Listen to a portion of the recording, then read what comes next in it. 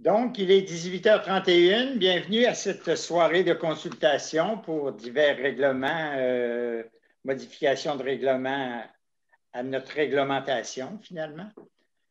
Je vais immédiatement passer la parole à notre urbaniste, M. Michel Thibodeau, qui va nous faire lecture des principaux changements et vous pourrez, à la fin de la présentation, apporter vos commentaires et suggestions. Donc, à vous la parole, M. Thibodeau. Merci beaucoup, M. Maltais. Alors, d'entrée de jeu, je tiens à vous remercier de votre présence ici ce soir à tous et à chacun. Je vais faire une petite mise en contexte des projets de règlement qu'on vous présente ce soir. En fait, c'est des projets de règlement qui découlent finalement de la mise aux normes de nos règlements en 2019. En 2019, la municipalité, 2018-2019, la municipalité a mis à jour sa réglementation. Et en travaillant avec la réglementation qu'on a actuellement, on s'est aperçu qu'il y avait peut-être des petits éléments à apporter, des petites modifications à apporter. Donc, ce que vous voyez actuellement, ce qui vous est présenté ce soir, c'est des projets de règlement qui visent à bonifier certaines normes en place ou à corriger certaines lacunes qu'on avait perçues en travaillant avec le règlement. Donc, sans plus attendre, je vais commencer par le projet de règlement 670, titre long, le projet de règlement 670-670, modifiant le règlement sur les permis et certificats 585, ayant pour objet d'établir des normes d'émission de permis propres à la mise en place d'un bâtiment accessoire isolé de 25 mètres carrés et moins sur le territoire de la municipalité de Petite-Rivière-Saint-François.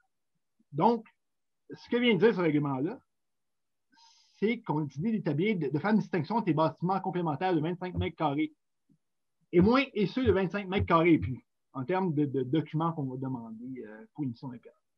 Donc, je vous donne les étapes du processus. Donc, le 11 mai 2021, il y a eu un avis de motion avec effet de gel ainsi que le dépôt du premier projet de règlement.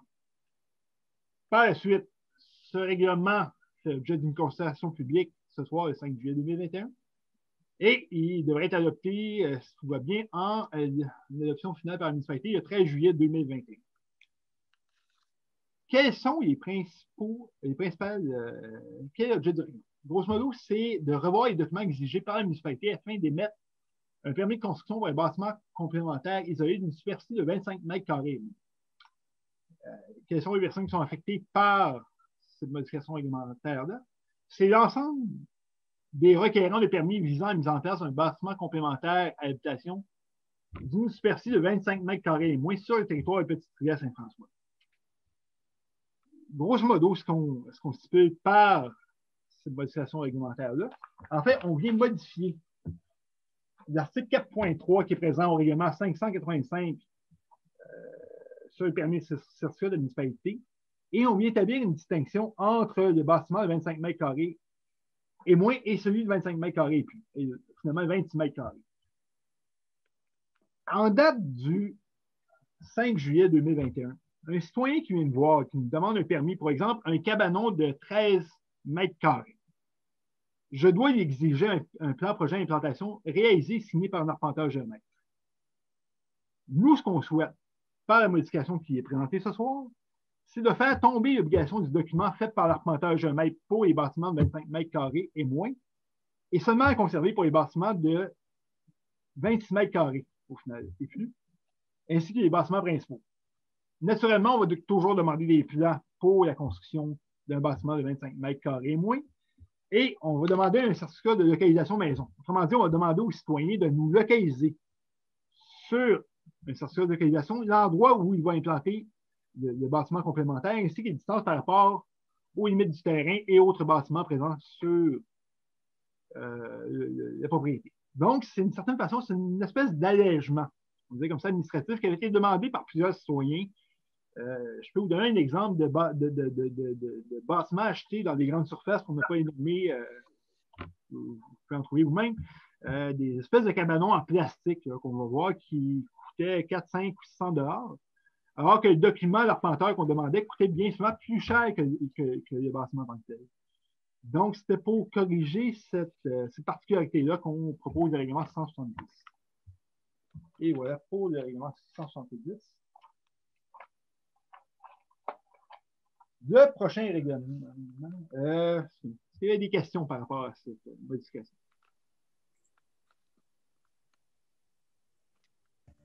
Ça semble très clair et bien reçu. En fait, j'aurais une question. Oui. Allez-y. Pour les différents commentaires. Oui. Quand je regarde le règlement, la numérotation des articles me semble à corriger. On parle de l'article 1, l'article 2. On revient avec article 1 encore une fois. Puis après ça, on va aller à l'article 2. Ça devrait être l'article 4. C'est noté, M. Larue. Je vous remercie de votre commentaire. C'est très structurant comme commentaire. Quand tu regardes dans les documents requis, en page, je ne sais pas en quelle page, page 1 ou 2, tout dépendant comment ton imprimante l'a imprimé. Là, on parle on donne des exigences pour un bâtiment qui a plus que 26 mètres carrés. Oui. OK? Puis à l'article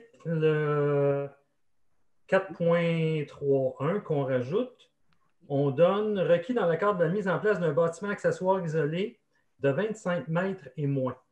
Oui. Ça veut dire que si Joe Blow te demandait un permis pour Joe Blow, pour un bâtiment de 25,5 mètres, il n'a pas besoin de te demander de permis. Non. Regardez, on parle de 25 mètres carrés.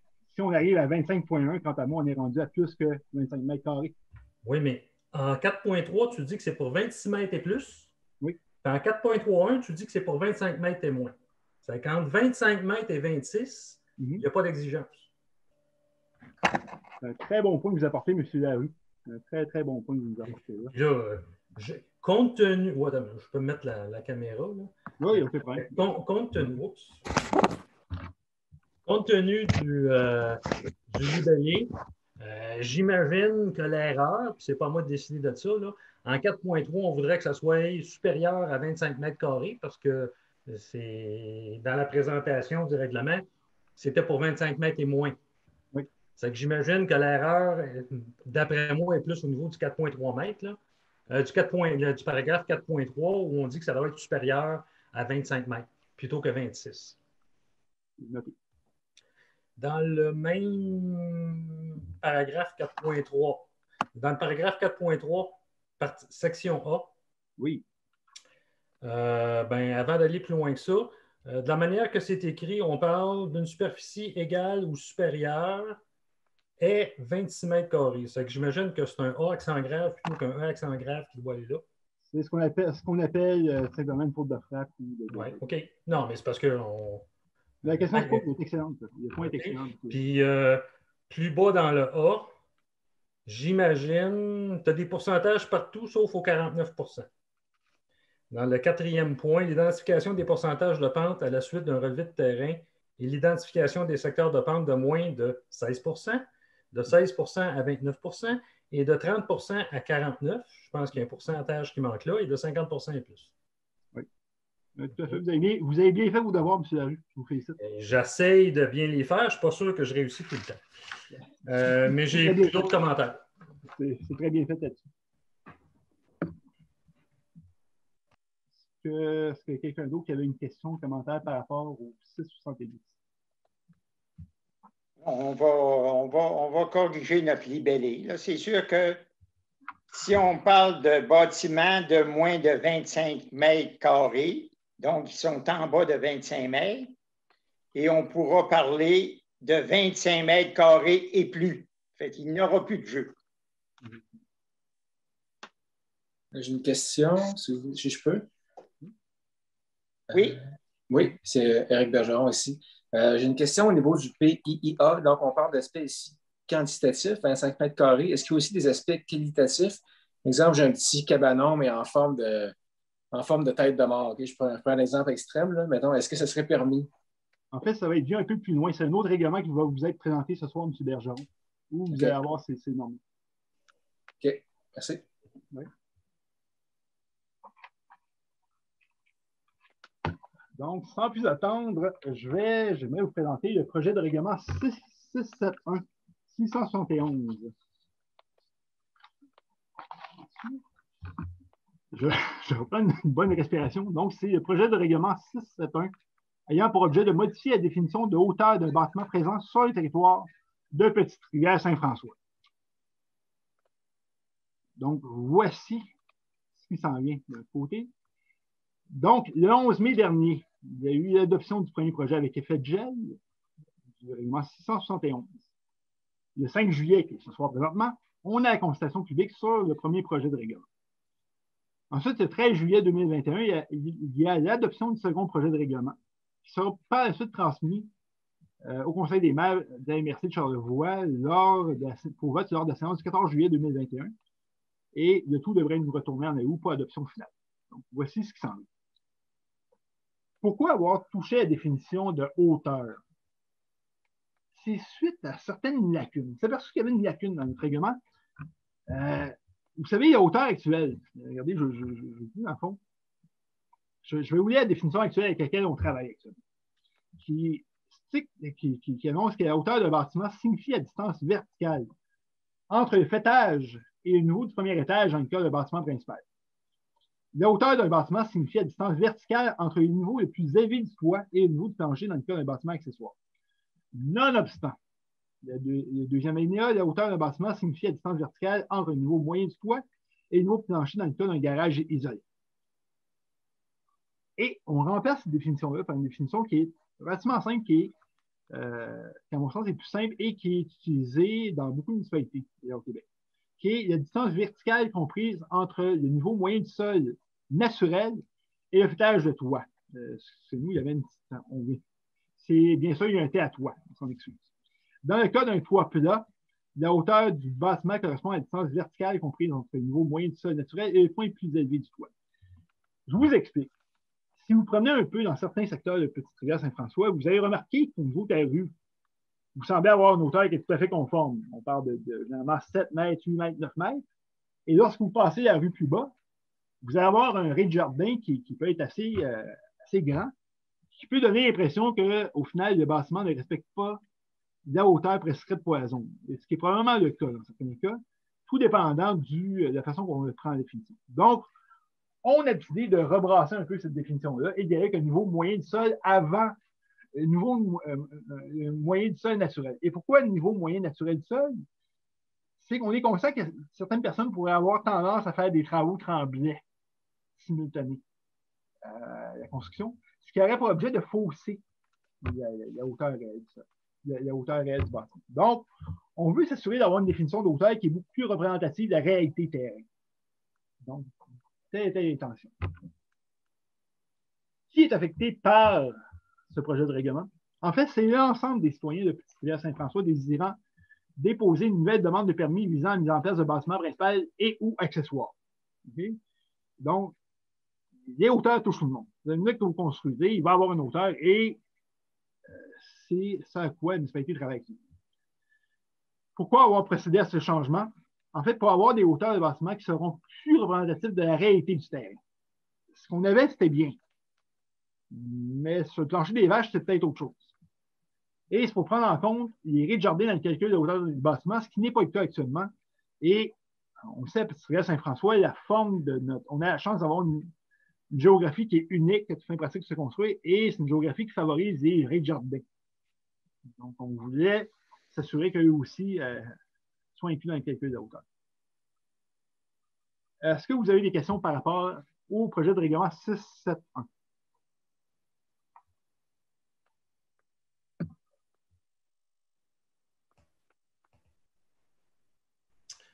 Oui, j'aurais une question. Oui. Avant, pour les résidences principales, on parlait du premier plancher. Oui. C'était quoi la définition du premier plancher? En fait, c'est les rez-de-chaussée. Vous l'avez dans les définitions en terminologie du règlement de zonage 603. OK. Donc, c'était le premier plancher. Et si un résident avait un rez-de-jardin, c'était pas la distance du rez-de-jardin au fait du toit, c'était l'étage plus haut jusqu'au fait du toit. Exact. OK. Avec le changement qui est proposé, la hauteur de la pour les résidences qui ont un rez-de-jardin, la hauteur de la maison va être plus grande. La mesure de la hauteur va être plus grande que ce qu'elle était. Oui, ça va être Et calculé. on va gagner un 4-5 pieds peut-être. Est-ce que, Oui, excusez-moi, je suis désolé. à la moitié d'un étage, mettons. Mhm. OK? Dans ce contexte-là, est-ce que les hauteurs permises dans les grilles ne devraient pas être revisées? C'est une réflexion qui peut être faite. C'est une question qui se pose, monsieur. Pardon, je n'ai pas compris la réponse. C'est une réflexion qui pourrait avoir lieu. C'est une question qui se pose. La question se pose. Parce que, puis je ne dis pas que ce n'est pas correct ce qui est fait, mais dans la pratique, ma maison qui a un rez-de-jardin, puis j'invente des chiffres, là, qui avait une hauteur de 15 pieds, avec la nouvelle réglementation, elle aura plus 15 pieds, elle va en avoir 17, 20, 19 peut-être. OK? Puis est-ce qu'elle est construite, là, j'ai un droit acquis, mais est-ce que je pourrais reconstruire la même maison aujourd'hui avec la nouvelle réglementation? Je pose la question, là, puis je n'ai pas assez de prendre des mesures pour vérifier, là, mais je trouve que c'est une question valide. Je n'ai pas de problème avec le changement, mais je me dis, si on fait ce changement-là, c'est quoi la conséquence? La question que vous posez implique une question qui est relative au droit acquis. Et la question du droit acquis est vaste et immense. C'est vraiment du cas par cas. Donc, ce serait difficile pour moi de vous répondre actuellement. Oui, mais je veux dire, pour quelqu'un qui va se construire une nouvelle maison, ben, quelqu'un qui vous demande un permis dans 6 mois, là, est-ce que les grilles actuelles avec les hauteurs permises sont la bonne. Est-ce que ces grilles-là devraient être changées pour celui qui veut demander un permis de construction dans 6 mois, compte tenu que, essentiellement, la maison va apparaître plus haut qu'elle n'apparaît actuellement? Un des objectifs, c'est entre autres de contrôler la hauteur des maisons parce que de la manière que c'était calculé avant, ça permettait d'avoir des maisons beaucoup plus hautes que ce que la hauteur nous donnait au niveau du règlement. Donc, est-ce que les mesures de hauteur pourraient être ajustées? Peut-être, mais si une maison qui est actuellement construite avec un rez-de-jardin est limite, elle probablement, si elle était reconstruite, elle serait probablement dérogatoire. OK. Non, ça, je peux comprendre ça, mais j'essaie juste de savoir c'est quoi, essentiellement, si vous trouvez que c'est trop haut, vous ne voulez peut-être pas changer les hauteurs maximum. Mais avec la nouvelle définition, ce qui est autorisé actuellement ne le sera peut-être pas dans 6 mois. Ça peut être un effet. Ça peut être un effet. Monsieur, on met en commentaire. Merci. Monsieur Lagagnère? Oui, bonjour tout le monde. Je pensais, entre autres, à des terrains qui ont une pente assez abrupte, là, qui commence à partir de la rue. Des cas qu'on pourrait voir dans le Trait-Carré, sur le chemin du Trait-Carré, par exemple, où il faut absolument mettre, je ne sais pas, 10, 15, 20 pieds de remplissage avant de commencer à construire. Si ce règlement-là s'applique, ce qu'on va voir à partir de la rue, ça va être des toits. Est-ce qu'il va y avoir des cas d'exception? C'est peut-être extrême, il n'y en a peut-être pas beaucoup, mais entre autres au Trait-Carré, je pense que ça peut être important de regarder ça comme il faut. Je vais me permettre une réponse, M. Lagagnère. En fait, je vais probablement pas la réponse absolue, mais ce que je peux vous dire, c'est que la hauteur de bâtiment fait partie des normes qui peuvent être assujetties à une demande de dérogation mineure. Okay. Là, il appartiendra au conseil municipal de prendre les décisions qui s'imposent en fonction notamment du dossier et des recommandations qui sont faites par son comité d'urbanisme. La dérogation de la hauteur de bâtiment est un objet pouvant faire l'objet d'une demande de dérogation. C'est bon.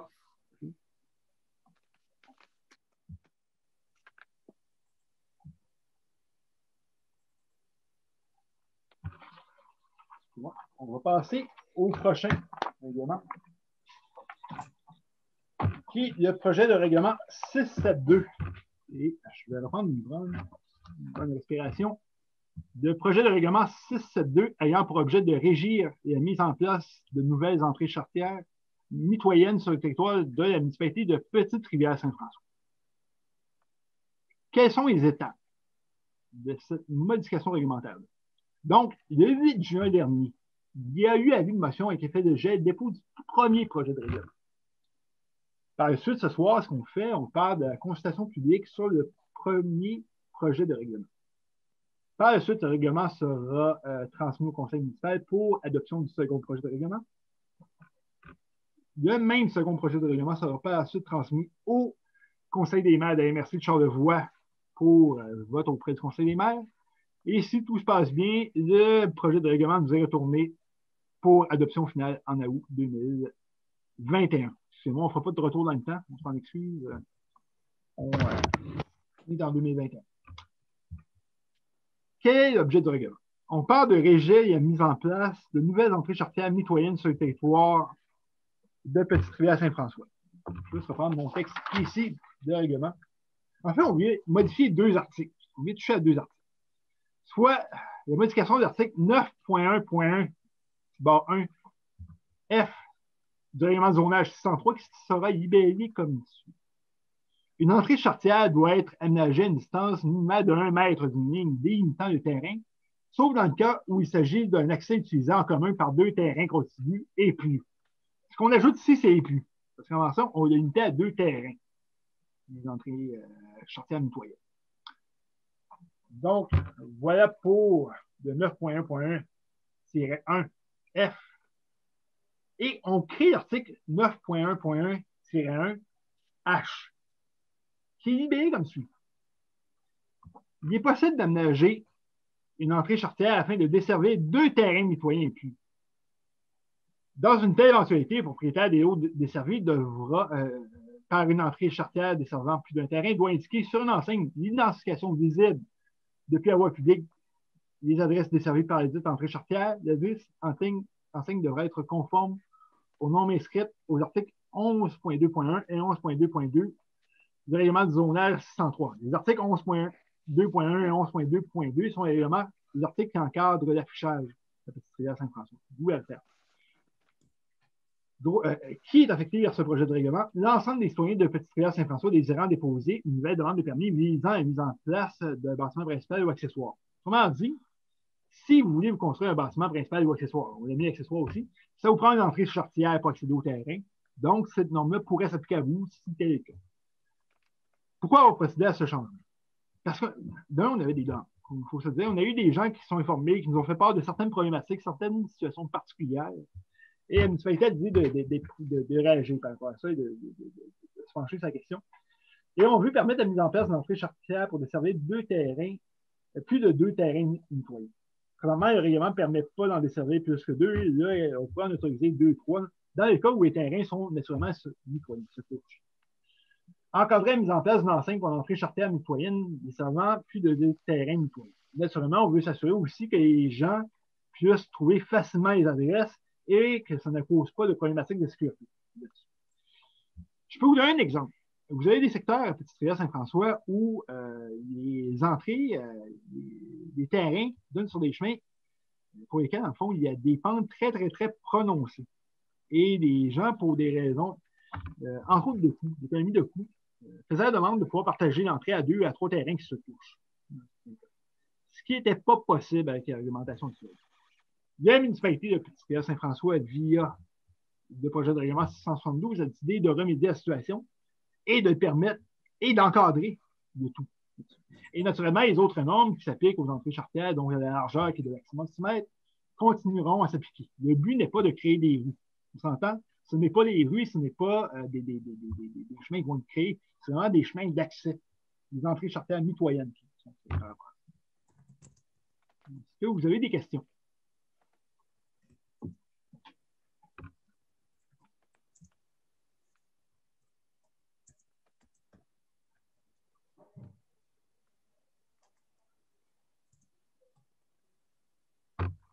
Donc, on va passer. Donc, s'il n'y a pas de questions, Michel, on va passer au 673.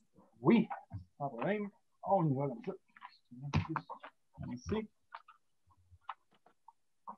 Et le fameux règlement 673. Ça, c'est des modifications qui avaient été quand même demandées, je vous dirais, par plusieurs personnes sur le territoire de la municipalité de Petite-Rivière Saint-François. Donc, le projet de règlement 673 ayant pour objet d'apporter des précisions quant aux coupes autorisées dans les zones d'habitation H et les zones de villégiature de réserve VR sur le territoire de la municipalité de Petite-Rivière Saint-François. Les zones H, pour ceux qui se posent la question, c'est principalement les développements en montagne que vous allez avoir. Donc, le hameau, le massif, le camellia, le multibois, ces trucs-là, le fief sont des zones H. On ne parle pas du cœur du village. Et les zones VR sont des zones de villégiature de réserve où vous allez retrouver ça principalement dans les zones à proximité des zones récréatives. quelles sont les étapes du processus du règlement 673? Le 8 juin dernier, il y a eu avis de motion avec effet de gel et dépôt du premier projet de règlement.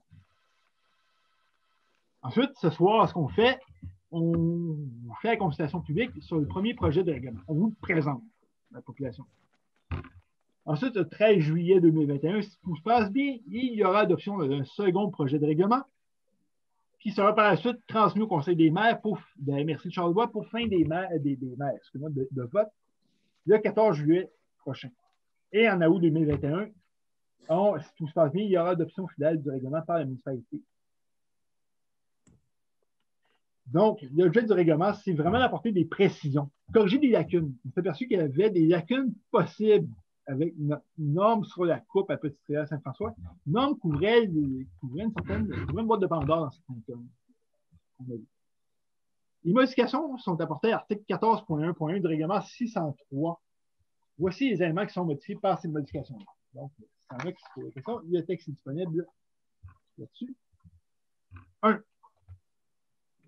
On a l'article suivant. Okay? Le A, finalement, le premier alinéa. Avant la modification proposée avant le 673, on trouve dans le 603, on parle au fait d'application de paragraphe A, de 60% de superficie boisée se mesure ainsi et les dispositions suivantes s'appliquent. Il faut bien comprendre qu'en zone H et VR, le pourcentage maximal de coupe qui peut être autorisé sur un terrain, c'est 40%. Donc, si je me rappelle bien de mes maths de la petite école, si on a 40 à 100, il en reste 60. Donc, le terrain doit demeurer boisé à 60%. Et voici comment il s'applique actuellement. Site d'un seul tenant d'au moins 2500 m² ou ensemble de sites dont la superficie totale est d'au moins 2500 m² et ayant une densité de tiges vivantes debout par hectare d'au moins 500 tiges de toute essence avec un DHP de 10 cm et plus. La proposition qu'on vous fait seulement, c'est simplement d'ajouter la notion de tige à l'hectare au 100 m². Donc, de 60% est mesuré comme ça. Donc, c'est un site d'un seul tenant de 2500 m² ou ensemble de sites dont la superficie totale d'au moins 2500 m² et ayant une densité de tiges vivantes debout par hectare d'au moins 500 tiges de toute essence avec une DHP diamètre à hauteur d'une personne de 10 cm et plus, soit 5 tiges par 100 m². Ensuite, ce qui est modifié par la suite. On va passer à la seconde diapositive. Pas bien. Non, là-dessus. Il y a ici. Ensuite, on ajoute une norme suivante à l'article 14.1.1 alinéa A. On stipule avec la modification proposée par le règlement 653 qu'un minimum de 80% du couvert mature de toute essence avec un DHP de 10 cm et plus doit être conservé. On ajoute aussi qu'un minimum de 80% du couvert mature de toute essence avec un DHP, je rappelle, c'est diamètre à hauteur d'une personne.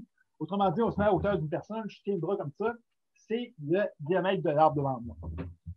C'est ce que ça signifie un DHP, inférieur à 10 cm et plus, excusez-moi, et moins doit être conservé. Dans ce cas-ci, regardez ce qu'on veut faire avec cette norme. Je vous explique l'effet qu'on recherche. C'est d'éviter que quelqu'un coupe l'ensemble des arbres matures sur un terrain en disant, regardez, je respecte mon 40% de coupe, cependant, il ne reste plus d'arbres matures. Et si vous promenez dans certains secteurs, on a eu des cas comme ça qui sont passés dans les dernières années où les gens ont respecté le pourcentage de coupe, mais ont tout coupé les arbres matures sur un terrain. En fait, on veut conserver une diversité boisés sur les terrains pour ainsi assurer une pérennité de ces couverts boisés-là, à moyen et long terme. C'est ce qu'on veut. On ajoute aussi la précision suivante à la norme en place. Donc, malgré l'absence de tige comportant un DHP de 10 cm et plus, est considéré comme un site boisé, un site comportant une densité de 1000 tiges vivantes uniformément réparties par hectare, peu importe la dimension des tiges, soit 10 tiges par 100 m². La norme suivante a aussi été révisée. La norme qui est là, on l'a revisée. Une bande boisée d'une profondeur minimale de 6 mètres doit être conservée sur au moins 80% de la ligne avant du terrain. La profondeur minimale de la bande boisée à conserver est de 12 mètres pour les terrains adjacents à la rue principale. Ça, c'est ce qu'on a actuellement. Les précisions qu'on a apportées, vous les avez en bleu là-dessus. Je vais lire avec vous. Une bande boisée d'une profondeur minimale de 6 mètres doit être conservée sur toute la ligne avant le terrain, à exception du déboisement requis pour l'aménagement d'une entrée charretière d'une emprise déboisée maximale de 7 mètres. Et là, vous allez voir, pas pour rien, on a mis 7 mètres. En fait, ce qu'on veut permettre aux gens d'avoir l'espace pour faire l'entrée. D'où le 1 mètre de plus qu'on a rajouté. La largeur maximale d'une entrée charretière autorisée, c'est de 6 mètres. Donc, on se garde 1 mètre de déboisement possible de plus pour pouvoir le travailler. La profondeur minimale de la bande boisée à conserver est de 12 mètres pour les terrains adjacents à la rue principale. Cette bande boisée n'inclut pas les servitudes publiques telles qu'une emprise Hydro-Québec. Donc, naturellement, si vous avez des emprises Hydro-Québec, on ne voudrait pas que des travaux faits dans l'emprise vous pénalisent par rapport à ça. Donc, on donne un peu un répit par rapport à ça. Ensuite, qui est affecté par ce projet de règlement? En fait, c'est l'ensemble des citoyens et citoyennes Saint-François désirant déposer une nouvelle demande de permis visant l'aménagement d'arbres en zone H et VR. Pourquoi avoir procédé à ce changement?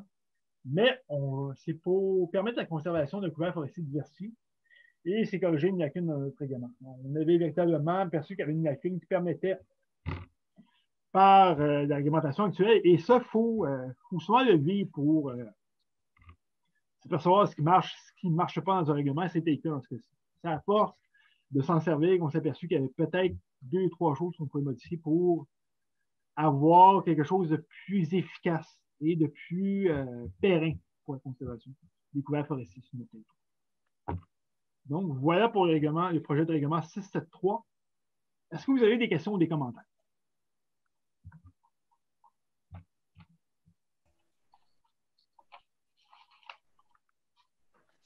Et François Larue, les différents points, c'est tout.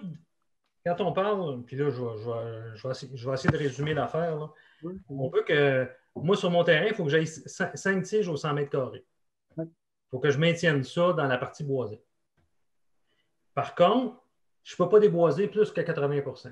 Il n'y a pas une contradiction parce que moi, si je voulais faire ça, je déboiserais plus que 80 % et je respecterais encore le 5 tiges par 100 mètres carrés avec un DPH plus grand que 10.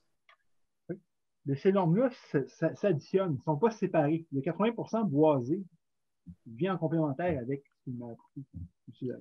C'est que là, ce que je comprends bien, c'est que tous ces points-là, c'est pas des ou, c'est tous des et. Oui, c'est des et. Il n'y a pas une contradiction aussi quand on dit qu'il faut conserver 80 % du couvert mature debout du DPH. Il faut conserver 80 % du DPH en bas de 10, 80 % du DPH en haut de 10, en bas de 10, en haut de 10. On ne peut pas aller en bas de 5 tiges au 100 mètres carrés. Mais si j'ai 20 tiges au 100 mètres carrés, je ne peux pas en enlever plus que 20 % de ces 20 tiges-là au 5 mètres. C'est exactement ça. OK. Puis si je veux contourner le règlement, je peux enlever 20 % une année puis enlever un autre 20 % l'année suivante? C'est comme ces documents, en fait, comme ces demandes de permis-là doivent être accompagnées d'une prescription d'un ingénieur sylvicole. Un ingénieur forestier, on veut pas comme ça. Il appartiendra à l'ingénieur forestier de s'assurer que le pourcentage boisé par terrain sera respecté lors de prescription. Okay. C'est juste que je trouve que dans cette liste-là, il y a un paquet d'exigences qui se contredisent un peu l'une l'autre. Quand on me dit j'ai droit à 5 tiges par 100 mètres carrés, OK, je peux partir avec ça. Mais si aujourd'hui je voulais faire ça, puis là, on parle, je parle d'une théorie, j'invente un cas. Mais c'est un cas qui est basé sur le terrain que j'ai chez nous. Si je veux diminuer à 5 tiges, si je me mets comme objectif de dire je peux en enlever pour aller à 5 tiges au 100 mètres carrés, je vais en enlever plus que 80 %. Ça va être un effet, effectivement. Ça sera à voir dans le Puis là, je trouve que c'est un petit peu contradictoire. Par contre, mon voisin, qui l'a déjà enlevé, pourrait en enlever 20 % et se ramasser à 5 tiges au 100 mètres carrés. Ça va avoir du cas par cas, monsieur. C'est difficile pour moi de vous répondre avec autant de si. Mais je prends note. Mais même pour Mais même pour couper, puis tu me corrigeras, Michel, même pour couper des arbres sur un terrain, suite à la construction, ça prend quand même un permis. Donc, il y a quand même un suivi. Ce n'est pas une norme qui s'applique uniquement à la construction. M. Bilodeau dit non. Est-ce que je suis en train de me contredire? C'est ça le problème, c'est que là, il faudrait voir le libellé. C'est que présentement, dans le règlement, si on regarde le règlement actuel, là, un peu, je vais essayer de le retrouver, c'est écrit une coupe des arbres est autorisée dans le but d'aménager les terrains et l'implantation des constructions à la condition qu'un minimum, OK, c'est dans le but de la construction. Puis je sais que de mémoire, là, on avait demandé de changer, que ça s'applique, que même les terrains construits respectent le 60 %. Là. Fait que ça serait juste à s'assurer que ça s'est libellé. Puis l'idée, c'était justement, c'est que le monde, selon le règlement, ont le droit de faire moi j'appelle ça du jardinage dans leur boisé, d'ôter les arbres morts, puis ainsi de suite. Puis l'objectif du règlement, c'était d'être clair, de permettre aux gens, c'est jusqu'à quel pourcentage qu'on doit désherber. Appelons ça de même, là, ôter mauvaises herbes. Là. Fait que c'est un peu dans le même principe que M. Larue, de dire, ben OK, j'ai droit à 5 tiges ou 10 tiges aux 100 mètres carrés. Ben là-dessus, c'est 10 tiges. Il y a 80 %, il faut que ça soit des tiges d'un diamètre assez gros. Là. Ça fait que moi, c'est un peu comme ça, je le comprenais. La manière que je peux comprendre, M. Larue le comprend d'une autre façon, puis Michel le comprend d'un autre. Fait que ça serait peut-être justement de s'assurer que ça soit clair pour tout le monde parce que au niveau de l'interprétation du personnel, puis au niveau de la gestion du règlement, ben, il faudrait que monsieur tout le monde comprenne. Là. Excuse.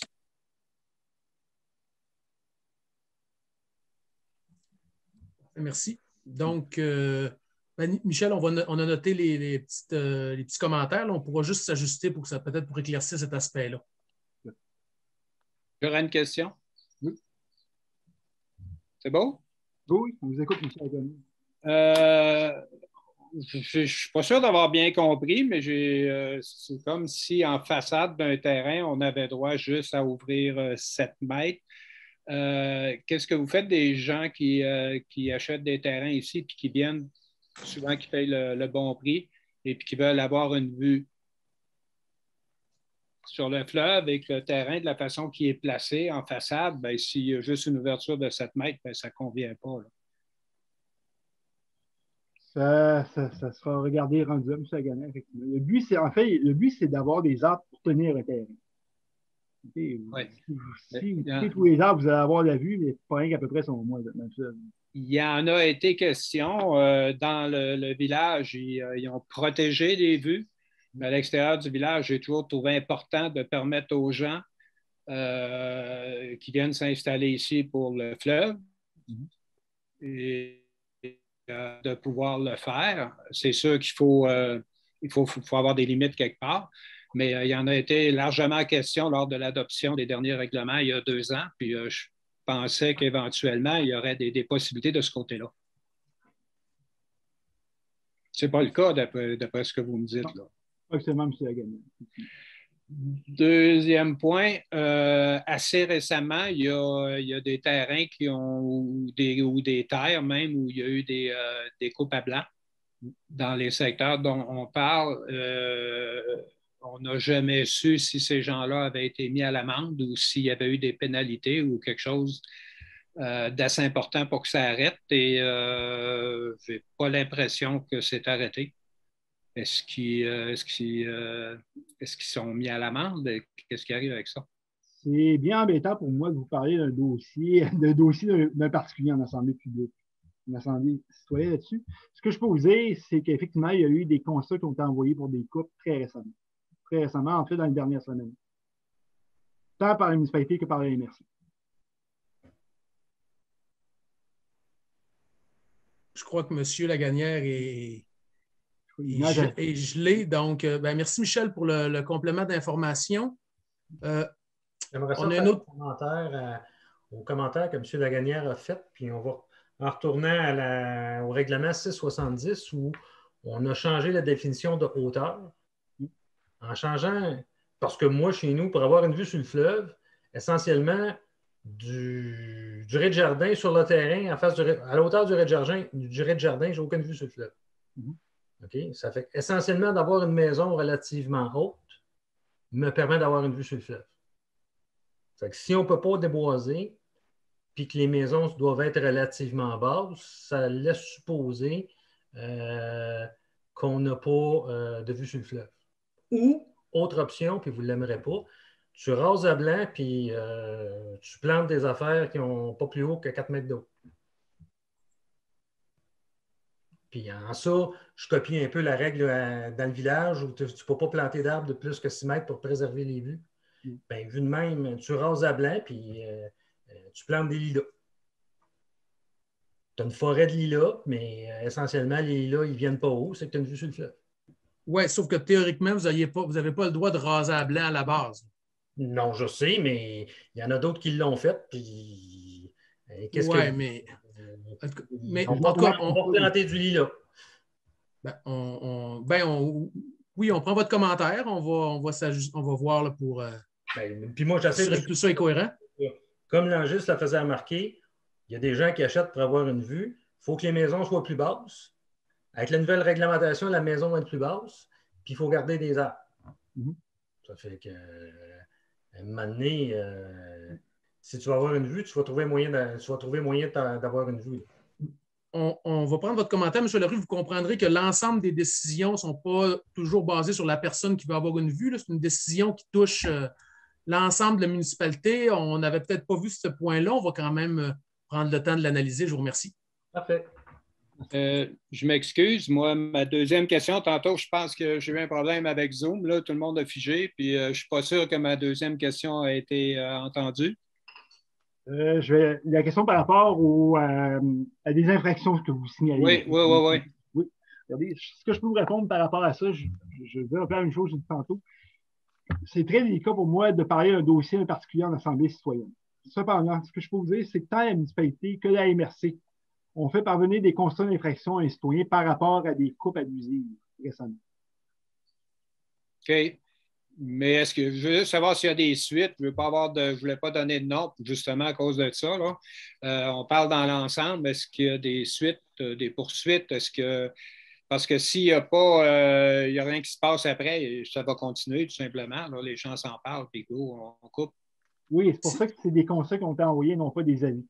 Les constats viennent avec des sanctions. OK. Merci. On a une autre question. Peut-être juste vous identifier, s'il vous plaît, le iPhone.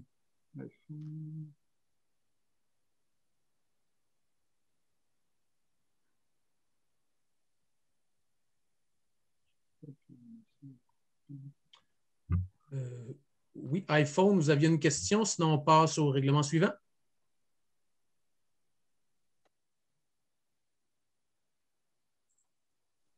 J'ai une question. Je pense que je vais être obligée de changer. Allô? Oui, allez-y.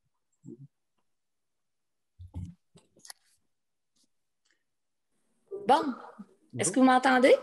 Oui, très bien. Oui. OK, là, je vous entends. On avait fait un mauvais transfert. Alors, bonjour, c'est Chantal Savard, le domaine Multibois. Vous avez fait une réglementation, mais c'est parce que nous autres, en tant que promoteurs, quand on vend un terrain, on le vend pour la vue. Vous comprenez que ce n'est pas comme dans le village ou d'autres parties. Donc, on a des secteurs qui auraient dû être traités autrement que, comme vous faites souvent les règlements pour tel secteur, un haché, un chat, vous comprenez? Fait que, tu sais, moi, s'il y a un client qui arrive, qui achète le terrain, il va dire, bon, je vais mettre ma maison là. Moi, je dis, il n'y a pas de problème. Vous la mettez ce que vous voulez. Vous allez vérifier les règlements municipaux, puis pas de problème. Mais d'où, à un moment donné, où est-ce que vous arrivez avec une réglementation de tiges, puis de mètres, puis je ne sais pas trop quoi, là. Tu sais, je ne veux pas m'enfarger dans la technicalité. C'est juste la vision. La vision, votre vision d'ensemble du développement du village. Oui. Normalement, c'est là-dedans que vous devriez travailler. Oui, la technique, ça va après, là, mais l'ensemble, vous voyez ça comment? Vous voulez que les gens ils se construisent et qu'ils gardent les arbres? Ou celui-là qui achète un terrain qui n'a pas un arbre, vous voulez qu'il en plante? En fait, pour répondre à votre question, Mme Savard, la vision est de garder un couvert racinaire dans les secteurs où, entre autres, notamment des fortes pentes. Et on voit, il n'y a personne qui est gagnant à déboiser les secteurs de forte pente. Il y a le terrain en premier. C'est le premier qui va être désavantagé. Les modifications qu'on apporte via le règlement 673 sont relativement mineures par rapport au texte d'origine. Là où on a travaillé principalement, c'est au niveau des strates de coupe, qui nous apparaissait être une lacune.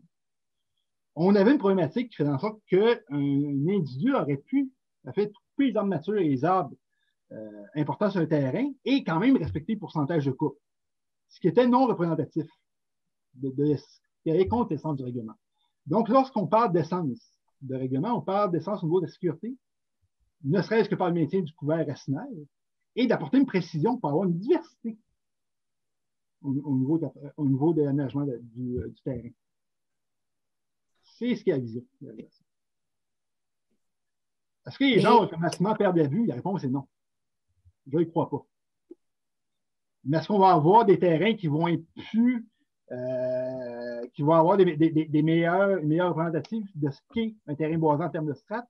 Je crois que oui. Je crois que par rapport à ça, on est gagnant. Mais quand vous parlez de strates, vous voulez dire quoi? En fait, c'est les arbustes et arbres. On parle de DHP.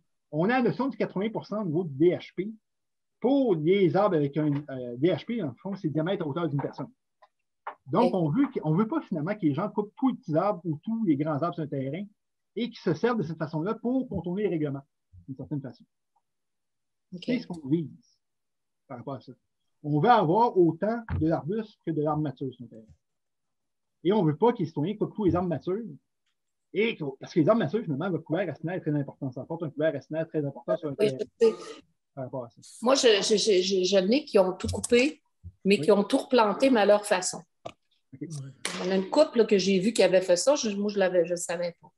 Okay. Mais c'est correct pareil. Là. Ils ont tout replanté avec les arbres qu'ils aimaient. Mais qui vous dit que ces arbres-là sont vraiment adaptés au type de sol, au climat qu'on a ici? La problématique qu'on a avec ça, je vais vous dire, okay? C'est que les gens vont avoir tendance souvent à replanter des espèces qui ne sont pas nécessairement indigènes, qui ne sont pas nécessairement adaptées au sol qu'elle a. Tandis que ce qui est là actuellement en mode déboisement est naturellement adapté au sol. Ça a poussé là naturel. Et là, oui. Okay. Il y a une nuance. Mais là, vous allez être obligé de planter tel ou tel arbre. Dans l'article, actuellement, il n'y a rien prévu par rapport à ça. On parle de coupe et non pas de plantation, de modification. OK. Donc, on parle plutôt de 60-40 aménageables. Là. Ça n'a pas trop de changement en tant que tel. Là. Le pourcentage n'a pas changé. Le pourcentage 60-40 n'a pas changé du tout. Donc, au niveau du stige à hectare et surtout au niveau de la diversité, pour éviter qu'on se retrouve avec un terrain où les citoyens vont avoir coupé les arbres matures, au final, et qui respecterait quand même le 60-40 par rapport à ça. OK. Plus par rapport si la personne, il n'y a pas d'arbre sur son terrain? Naturellement, elle ne pourra pas en couper s'il n'y en a pas. OK. Donc, ils vont pouvoir planter et faire ce qu'ils veulent. Rendu à des normes quand même, il y a des espèces qu'on ne peut pas planter sur un terrain dans le savoir. Notamment l'érable, j'ai un nom de mémoire, l'érable argenté, si la mémoire est bonne là-dessus. Si la mémoire est bonne. L'érable argenté? Ma belle-mère Anna, ça pousse, c'est l'enfant. Je vous dis, il y a un type d'érable qu'on ne peut pas planter. Je vous explique pourquoi les racines de ces arbres-là s'attaquent aux fondations des maisons. On parle des saules pleurales, là. Il y a aussi l'érable. Je pourrais vous envoyer à une norme. Je ferai un goût, Mme Savard, je ne m'attendais pas à la question. Alors, si j'aurais préparé ma réponse par rapport à ça, vu que c'est un règlement sur l'abattage, non pas à plantation. Mais non, mais les deux, là, autant tu peux abattre, autant tu replantes. Je veux dire, c'est une roue qui tourne à quelque part. Il faut être conscient de tout ça. Là. Mais c'est surtout que c'est la vue qui prime en premier. Les acheteurs, s'ils ne veulent pas d'autre chose que de la vue. Tout à fait. Et moi, j'ai une précision chez M. Bergeron, d'ailleurs, je remercie, c'est l'érable de Norvège qui est problématique. L'érable de Norvège, OK. Oui, je suis désolé. Merci beaucoup, M. Bergeron, de votre recherche rapide. C'est pas apprécié. C'est bien.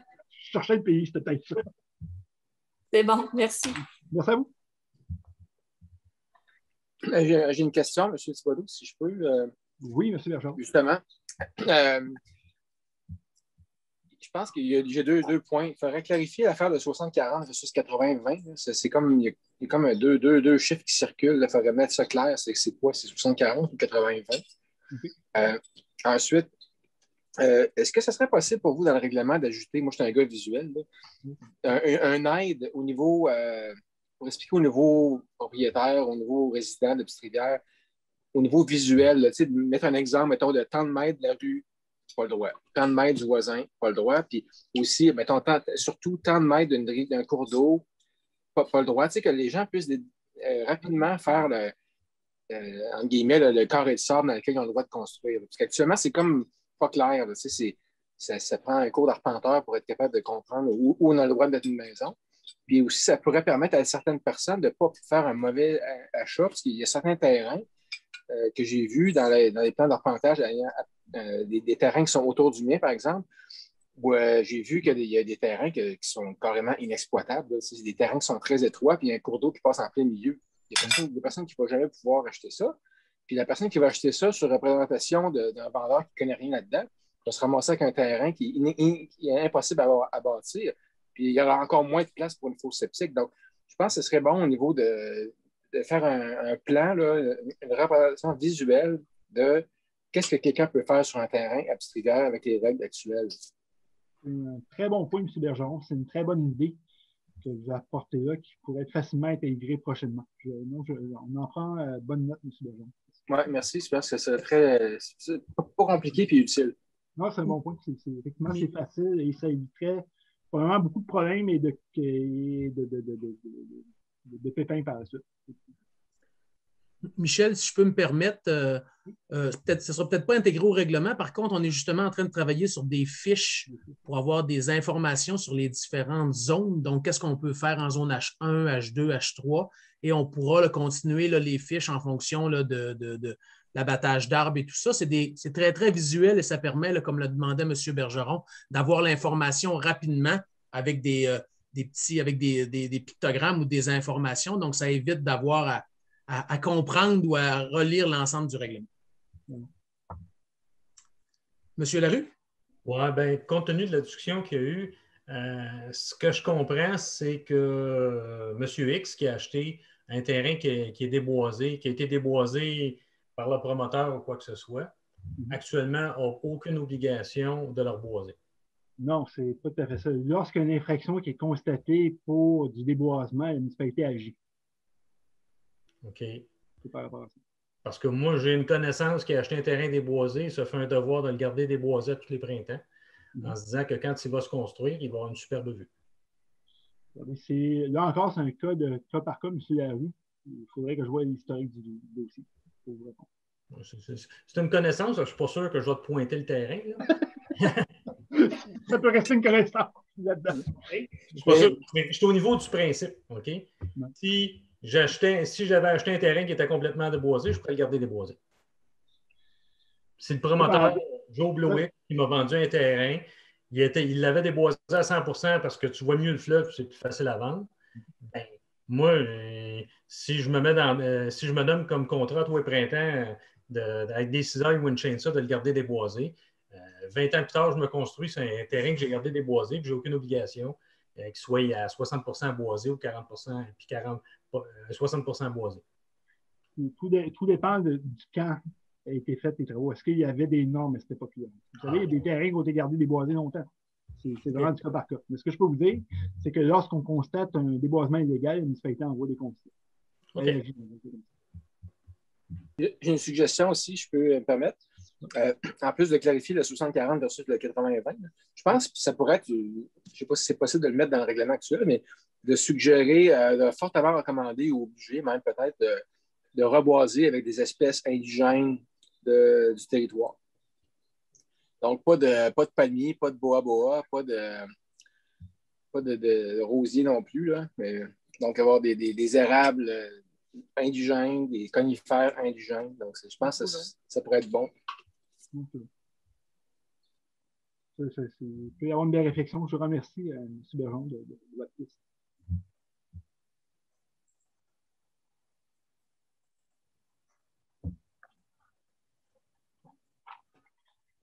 Et, excusez-moi. je vais y aller avec le projet de règlement 674. Parce que moi, je vais prendre une grande inspiration, sinon un autre titre est là. Ayant pour objet de modifier le règlement sur le plan d'implantation et d'intégration architecturale 587 afin de permettre l'utilisation de matériaux certifiés ou récupérés, dans parenthèse conteneurs, à des fins structurelles pour les bâtiments principaux et ou secondaires sur le territoire de la municipalité de Petite-Rivière-Saint-François. Donc, on parle ici d'une modification qui traite non pas de règlement de zonage ou règlement sur le permis de certificat. En fait, c'est le règlement notre PIA. Quelles sont les étapes de ce processus? Donc, l'avis de motion avec effet de jet et dépôt du premier projet a été fait le 8 juin dernier. Ce soir, ce qu'on voit finalement, c'est la consultation publique pour le premier projet de règlement. Par la suite, ce règlement-là pourrait être adopté en second projet lors de la séance régulière du Conseil du 13 juillet 2021. Second projet qui sera par la suite transmis au Conseil municipal, au Conseil des maires de la MRC de Charlevoix pour vote. Et si tout se passe bien, le règlement nous est retourné par la MRC et il y a une adoption finale du règlement en août 2021. Donc, voilà pour la suite des choses pour ce règlement-là. Quel est l'objet de ce règlement-là? Et je vous explique. On a eu des demandes à quelques occasions de citoyens qui aimeraient se servir de conteneurs maritimes, dans le fond, de matériaux certifiés ou récupérés, des conteneurs en ce cas-ci, à des fins structurelles pour des bâtiments principaux et ou secondaires. Par exemple, vous avez des gens qui aimeraient mettre, ils jettent des conteneurs, les jumelles ensemble, ils travaillent, ils les recouvrent et ils aimeraient s'en servir de base de structure pour le bâtiment principal. On s'entend, c'est la structure et non pas l'extérieur du bâtiment principal. C'est la structure de base. Afin d'encadrer la mise en place de nouveaux bâtiments principaux et ou secondaires à l'aide de matériaux certifiés ou récupérés conteneurs à des fins structurelles, le chapitre 10 du règlement sur le plan d'implantation et d'intégration architecturale est créé. Donc, on les autoriserait, mais en passant par le PIA. Donc, ça serait analysé par le comité consultatif d'urbanisme à la pièce, à chacune des demandes, et ça devrait être approuvé par le conseil municipal via résolution avant que les services d'urbanisme puissent émettre un permis. Donc, je vous rassure, la municipalité ne souhaite pas autoriser les conteneurs tout nus, en bon latin. Là. On souhaite autoriser des structures de conteneurs pour des bâtiments principaux et ou secondaires, et ces structures-là devront être recouvertes et les demandes devront se faire via les PIA. Ça s'appliquerait sur l'ensemble du territoire de la municipalité de Petite-Rivière-Saint-François. Donc, qu'on soit dans le village, qu'on soit en montagne, ça pourrait être autorisé via l'article 10.1, 10.2 et le chapitre 10 du règlement supérieur. Quelles seraient les interventions assujetties? C'est relativement simple. Les travaux de construction et activités assujetties au présent chapitre sont les suivants. L'implantation de nouveaux bâtiments, construction ou reconstruction faisant l'objet de matériaux certifiés ou récupérés à des fins structurelles. Et bâtiments, on parle de bâtiments, ça inclut bâtiments principaux et ou secondaires en bâtiment. C'est le terminage.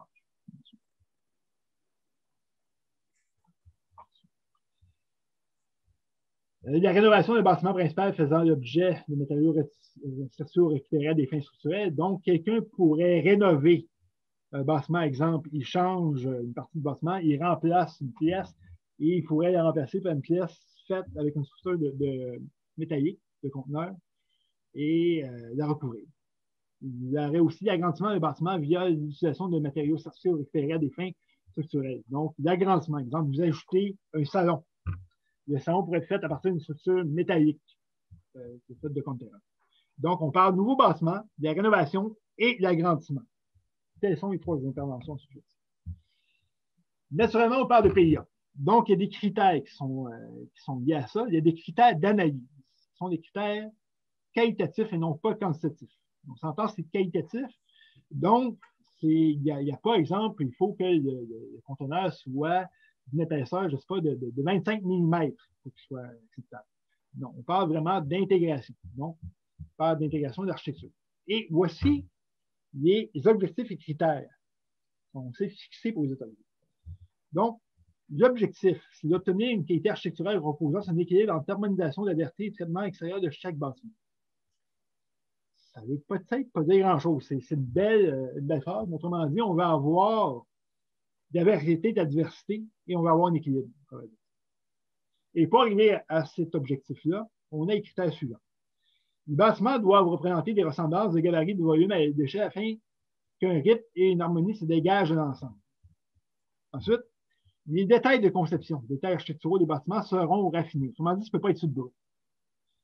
Les bâtiments proposés devront être planifiés en fonction de la topographie environnante. Autrement dit, il va falloir que ça s'intègre dans le territoire. Il ne faudra pas faire de tranchées supplémentaires. Il ne faudra pas finalement y intégrer de force. Ça doit être planifié en fonction de ce qui est existant. La forme du bâtiment doit respecter les qualités particulières de manière générale des caractères propres des constructions existantes dans le secteur. Le traitement architectural des façades, particulièrement la disposition à la forme et l'ouverture, devra tenir compte du traitement donné aux constructions existantes dans le secteur. Le but, c'est d'avoir quelque chose qui va s'intégrer au secteur et non pas créer un ovni. Je donne un exemple qui m'a marqué plus jeune. Le Centre des sciences à Laval, s'il y en a qui connaissent, vous avez une soucoupe volante et un bâtiment en forme de soucoupe volante et une navette spatiale de ce coin-là. Je vous mets au défi de trouver une autre navette spatiale dans le secteur. Ça ne s'intègre pas. Le contre-exemple est là.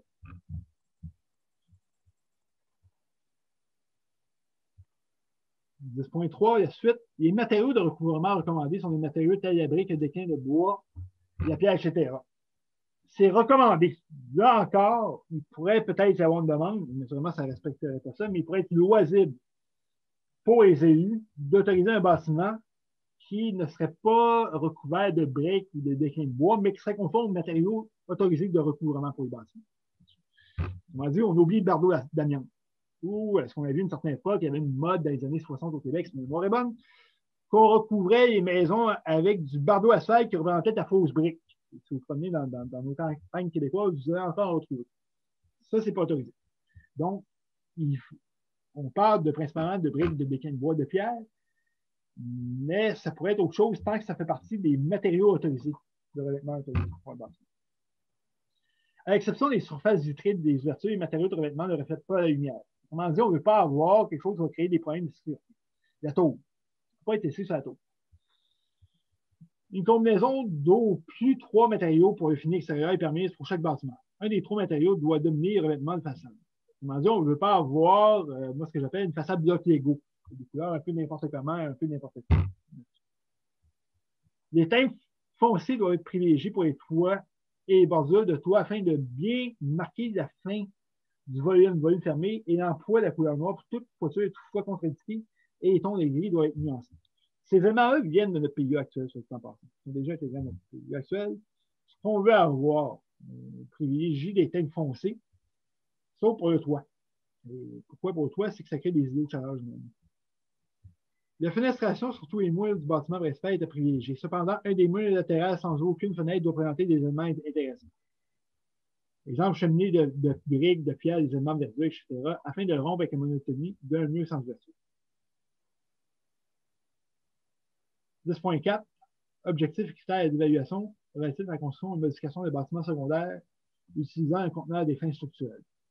Parce que ça, il y a des normes pour le bâtiment principal et pour des critères. Et des critères pour les bâtiments complémentaires. Le premier point. Dans le fond, l'objectif étant d'harmoniser le style architectural du bâtiment complémentaire avec celui du bâtiment principal. Les bâtiments complémentaires partagent des composantes architecturales avec les bâtiments principaux auxquels ils sont associés sans toutefois être des modèles réduits. C'est très cute de voir un garage qui est une copie exacte à l'échelle du bâtiment principal. Dans ce cas-ci, on vise une harmonisation et non pas un calque. D'où le critère pour répondre à l'objectif. Les couleurs du bâtiment doivent s'harmoniser avec le paysage environnant et les bâtiments adjacents. On évite, exemple, si vous avez une maison avec des teintes plutôt sombres et que vous êtes dans un secteur boisé, vert, on veut éviter d'avoir, exemple, du vert fluorescent ou du jaune fluorescent. Quelque chose qui va vraiment ressortir, quelque chose finalement qui va attirer l'œil même pour un pilote d'avion. Un exemple, ou un pilote de bateau. Accorder une toiture compatible avec celle des bâtiments de la même séquence spatiale en ce qui a trait à leur forme, leur matériaux de recouvrement et leur composants. Autrement dit, on souhaite que la toiture du bâtiment faite avec une structure de conteneur est essentiellement la même forme que la toiture du bâtiment principal. Donc, on parle vraiment d'harmonisation avec le style du bâtiment. tout garage attenant ne doit pas être prédominant par rapport au bâtiment principal auquel il est rattaché, c'est-à-dire qu'il ne doit pas être plus apparent que le bâtiment principal. Et encore une fois, c'est la notion d'harmonisation. Donc, il est possible d'agrandir le bâtiment principal via un container en faisant un garage annexé. Ça serait possible. Cependant, il ne faut pas que le garage annexé devienne prédominant par rapport au bâtiment principal. De toute façon, il y a une norme qui est 60-40 encore. C'est applicable. Donc, vous, toujours qu'un garage, un bâtiment complémentaire est complémentaire à l'habitation. Il ne doit pas être le principal. Il doit demeurer complémentaire. Donc, voilà pour le projet de règlement 674. Est-ce que vous avez des questions et ou commentaires par rapport à ce projet de règlement-là?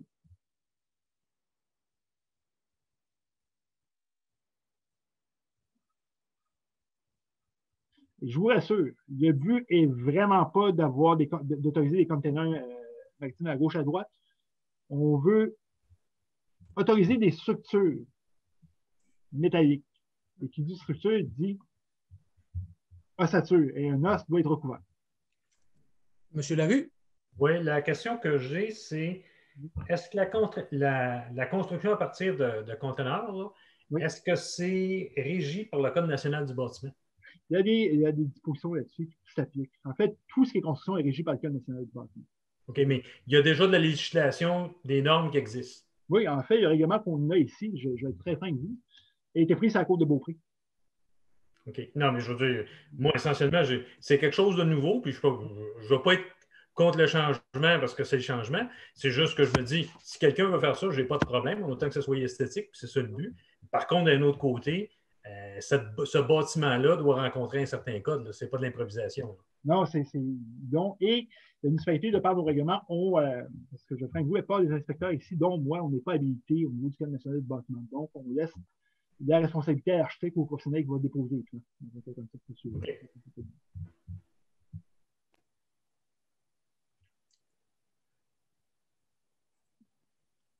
Donc, si tu permets, Michel, on va enchaîner avec le 675 qui est un peu la suite logique là, du règlement que tu viens de présenter. Puis par la suite, si on a des questions, on pourra leur répondre. Parfait. Ben oui, comme M. Simard a mentionné, le 675 est complémentaire au 674. Il y a un projet de règlement excusez-moi, je suis désolé, la journée longue. Le projet de règlement 675 ayant pour objet de permettre l'utilisation de conteneurs usagés à des fins structurelles pour un bâtiment principal et ou un bâtiment complémentaire sur le territoire de la municipalité de Petite-Rivière-Saint-François. Quelles sont les étapes que doit suivre ce règlement-là avant de rentrer en vigueur? Donc, le 8 juin dernier, la municipalité a déposé un avis de motion avec le premier projet de règlement et effet de gel pour le règlement 675. Le 5 juillet 2021, il y a une consultation publique sur le projet de règlement. En fait, c'est ce qu'on vit actuellement. Le 13 juillet 2021, il y a eu l'adoption il y aura, si tout va bien, adoption d'un second projet de règlement. Second projet de règlement qui sera par la suite transmis au Conseil des maires de la MRC de Charlevoix pour vote lors de la séance du 14 juillet 2021. Et par la suite, le tout sera retourné pour fin d'adoption, idéalement en août 2021, si tout se passe bien. Quelles sont les modifications? En fait, qu'est-ce qu'on veut finalement par rapport à ça? D'un côté, en fait, il faut que ce soit complémentaire. Parce que d'un côté, au niveau du PIA, on a créé des normes et on a créé une règle pour permettre l'utilisation d'un conteneur usagé à des fins structurelles pour un bâtiment principal et ou un bâtiment complémentaire. Mais par rapport à ça, il fallait aussi modifier des articles dans le règlement de zonage pour que le tout devienne applicable. Le premier article qu'on modifie, c'est l'article 8.2.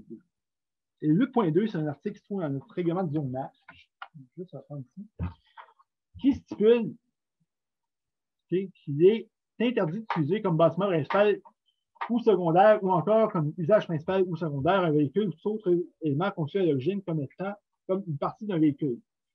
Il est aussi interdit d'utiliser une remorque dans le but d'entreposer des objets matériels.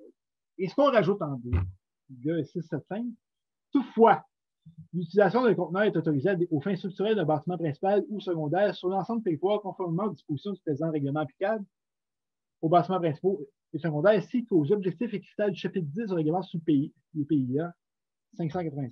En fait, c'est le règlement 587, là, je vous l'ai mis même dessus. Donc, on fait la référence là-dessus que ça peut être permis en certains cas, conformément au règlement 587, et c'est ce que vient préciser l'article 8.2. Ensuite, il y a l'ajout d'un libellé. Excusez-moi. Excusez-moi. Ceci ne devrait pas être ici. On va passer à l'autre, si vous permet.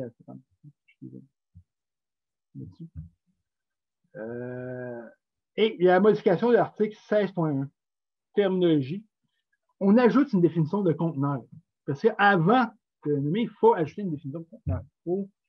Il faut définir ce qu'est un conteneur. Dans ce cas-ci, un conteneur, c'est une caisson métallique de forte capacité ou de grande dimension conçue pour le transport ou l'entreposage de marchandises ou des objets en vrac ou en lot par différents modes de transport. Il est muni à tous les angles de pièces de préhension permettant d'agrimer et de transporter d'un véhicule à l'autre.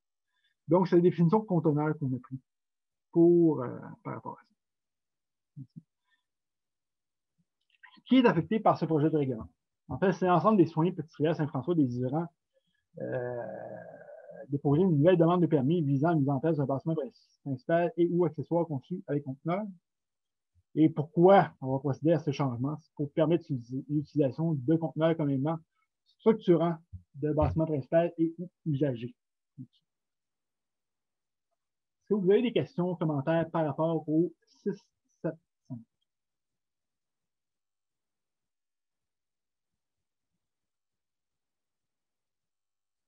Donc, en fait, c'est deux précisions. On ajoute une terminologie et on ajoute une précision à l'article 8.2 du règlement du zonage. Il faut faire le lien avec le PIA.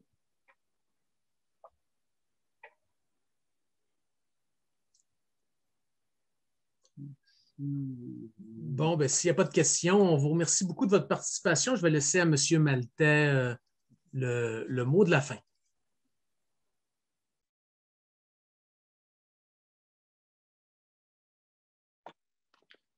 Donc, bonsoir. Je vous remercie de votre participation. Vos commentaires et suggestions vont être pris en compte pour corriger le libellé de nos règlements. Et finalement, on ne fait pas d'omelette sans casser des œufs, mais on va finalement goûter à l'omelette prochainement et elle devrait être délicieuse. Donc, merci de votre présence et à la prochaine.